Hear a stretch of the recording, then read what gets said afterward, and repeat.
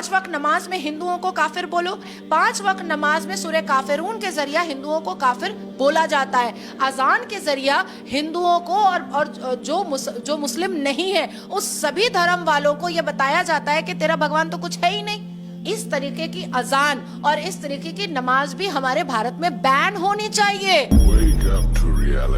जिन लोगों ने अल्लाह के सिवा औरों को कारसाज बना रखा है, उनकी मिसाल मकड़ी की सी है कि वो भी एक तरह का घर बनाती है और कुछ शक नहीं कि तमाम घरों से कमजोर मकड़ी का घर है। काश ये इस बात को जानते। ये जिस चीज को अल्लाह के सिवा पुकारते हैं, खा वो कुछ ही हो, अल्लाह उसे जानता है और वो गालिब है, हिकमत वाला है।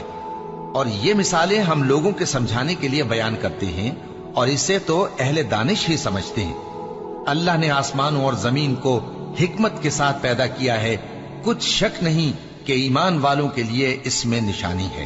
ए नबी, ये किताब जो तुम्हारी तरफ वही की गई है, इसको पढ़ा करो और नमाज के पाबंद रहो।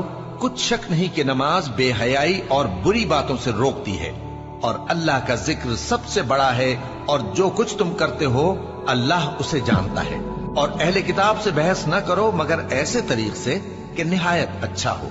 हाँ, जो उनमें से बेइंसाफी करें उनके साथ उसी तरह मुजादला करो और कह दो कि जो किताब हम पर उतरी और जो किताबें तुम पर उतरी, हम सब पर ईमान रखते हैं और हमारा और तुम्हारा माबूद एक ही है और हम उसी के फर्माबरदार हैं।